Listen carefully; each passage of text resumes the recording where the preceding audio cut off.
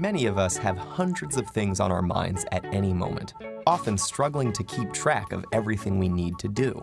But fortunately, there's one important thing we don't have to worry about remembering: breathing. When you breathe, you transport oxygen to the body's cells to keep them working, and clear your system of the carbon dioxide that this work generates. Breathing, in other words, keeps the body alive. So how do we accomplish this crucial and complex task without even thinking about it? The answer lies in our body's respiratory system. Like any machinery, it consists of specialized components and requires a trigger to start functioning. Here, the components are the structures and tissues making up the lungs, as well as the various other respiratory organs connected to them. And to get this machine moving, we need the autonomic nervous system, our brain's unconscious control center for the vital functions. As the body prepares to take in oxygen-rich air, this system sends a signal to the muscles around your lungs, flattening the diaphragm and contracting the intercostal muscles between your ribs to create more space for the lungs to expand. Air then whooshes into your nose and mouth, through your trachea and into the bronchi that split at the trachea's base, with one entering each lung. Like tree branches, these small tubes divide into thousands of tinier passages, called bronchioles. It's tempting to think of the lungs as huge balloons, but instead of being hollow, they're actually spongy inside, with the bronchioles running throughout the parenchyma tissue.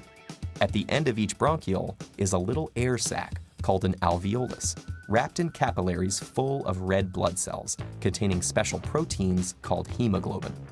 The air you've breathed in fills these sacs, causing the lungs to inflate. Here is where the vital exchange occurs. At this point, the capillaries are packed with carbon dioxide, and the air sacs are full of oxygen. But due to the basic process of diffusion, the molecules of each gas want to move to a place where there is a lower concentration of their kind.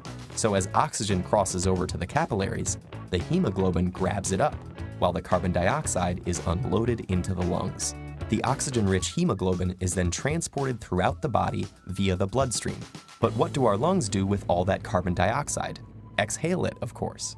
The autonomic nervous system kicks in again, causing the diaphragm to ball up and the intercostal muscles to relax, making the chest cavities smaller and forcing the lungs to compress. The carbon dioxide-rich air is expelled, and the cycle begins again. So that's how these spongy organs keep our bodies efficiently supplied with air. Lungs inhale and exhale between 15 and 25 times a minute, which amounts to an incredible 10,000 liters of air each day. That's a lot of work, but don't sweat it. Your lungs and your autonomic nervous system have got it covered.